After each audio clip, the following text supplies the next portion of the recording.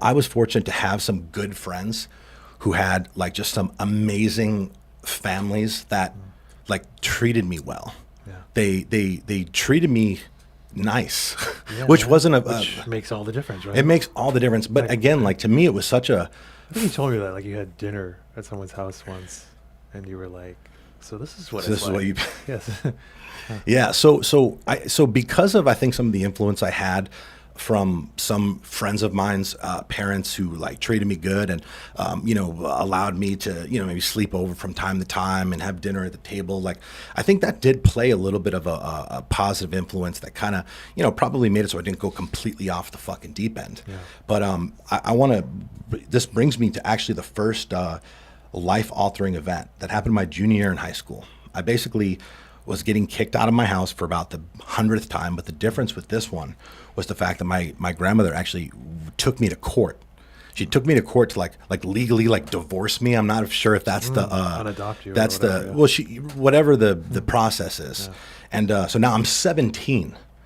That is big. And a couple months prior, I'd gotten in some trouble, and I actually had to go live in a group home for a couple weeks. Which, dude, at 17, that's like the worst. I mean, because you're there with a bunch of other Yeah. shithead 16, 18-year-old kids, and it was it was tough. So I knew that this was happening. I knew I had to go to court. I knew the possibility that I could essentially be sent to live somewhere with some random people or stuck in a group home. And basically, I was talking to a buddy of mine, told him about the situation, and I told him, I was like, look, man, I don't know what I'm going to do. Like, I think I'm just going to have to run away because I don't want to, I don't want to, I don't want to be sent to live with some fucking strangers who God knows their intention. I had Sure. bad Yeah. associations and such, and I was like, and I can't. I'm like, I'm not gonna fucking go back through that. I'm like, I'm probably gonna just run away and just figure it out, and whatever my plan was at the time, I don't really remember. And he's like, well, he's like, why don't you why don't you come stay with me and my family? And I was like, well, his name was Bill Mesmer. I love this kid to death to this day. But he basically said, why don't you come live with me in my family? And I said, well, Bill, that's very nice of you to say. But the problem is, well, I've never met your mother. And I literally met your dad one time. I met his dad one time in the gym, in the locker room. Hello, Mr. Mesmer. How you doing, sir? I'm Chris, Billy's friend.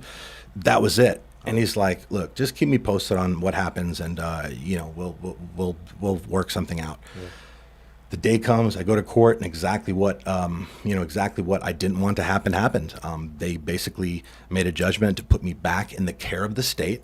And from that point, I went with a social services worker to some office that was super far from where I was living. And I'm sitting in the office for hours and hours and hours. And, imagine that. They were having a hard time figuring out, they were having a hard time finding adoptive family that would be willing to take in a 17-year-old with behavior problems. Imagine that, right? Exactly. So basically, like, this is going on for hours, and I kind of like overheard them talking about this. Like, I'm not really sure what we're going to do. We might have to send them to and there was some group home that I knew the name. When they said it, I knew. I'm like, fuck that. I'm not going there. So I basically went and like knocked on the door. I was like, hello. So I kind of overheard what you were saying, and I have a unique situation here. I have a friend who said that I can go live with him and his family. I was like, is that an option? And honestly, because they had no options, like, this is a complete shot in the dark. I mean, literally, I see their faces. Okay, they were like, well, if you can get them on the phone, we'd be willing to talk to them. So, well, okay, yeah, no problem. I was like, I'll give them a call right now. And again, like, dude, we'd never, beyond the conversation we had, Sure. there was nothing. So I called my friend, my friend Billy. He's like, hey, what's going on? I was like, hey man, here's the situation. I told him, I was like, so remember what you said? I was like, brother, I was like, is there any way? I was like, I hate to even ask you this. I would tell you that I've never been so desperate before. And I've been down before, man. I've been desperate. As I said, stealing clothes out of the lot. I mean, I used to steal food, man, just so Fucking on the edge of the cliff, brother, teetering. And I was like, is there any way that would actually be able to happen? Because I'm in a very bad situation here. He's like, look, call me back in 10 minutes. I'm going to talk to my parents. That 10 minutes felt like that like 10 years. Yeah, exactly. I'm like staring at the clock, and like the second hand is just slowly like, and I called him back, and I was like, hey, he's like, hey. I was like, so did you have a chance to talk to your parents? He said, have them call my mom. My parents said it's completely fine, that they want you to come stay with us. Huge break. He didn't say yes, they said it was fine.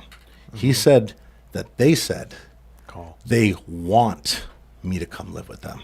Oh, okay. And honestly, the feeling that I got in that moment was one that I'd never felt before.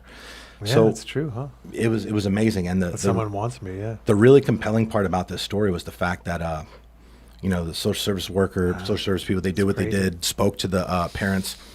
The first time I laid eyes or spoke to his mom was when I arrived on her doorstep with the social services worker. That's some good people. Brother, she opened the door, and literally like an ear-to-ear smile, Yeah. just this welcoming just vibe. Yeah. And she said, That's crazy. welcome home, Chris. That's awesome. And that, without question, was a life-altering event for me. And like, just to this point, like, just saying it like gets me a little Yeah. emotional. Gets The me reason, emotional because yeah, like seriously, it's hard to find people like that. they're non-existent, man. That's awesome. But the thing that was compelling about this wasn't so much the act of generosity, the act of kindness, the act of love, shall we call it, that these people showed me. It was the fact that by allowing me into their home, it got me away from the environment situation that I was in that was contributing to me feeling not good all the time, and just basically being Which is always what we talk about. totally. Right? So How do you become successful? So, speeding things up, a few months go by, I'm living with them. Things start to change for me. Like the principal of the school, Dave Swanton, we were like arch nemesis. I mean, I was a pain in his ass. I'll never forget, he came up to me and he pulled me aside and he said, how are things going with the Mesmers?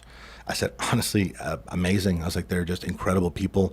They've changed my life in so many ways. Like, I come home, and I remember saying this to him because I remember after I thought that it was so silly that I said it.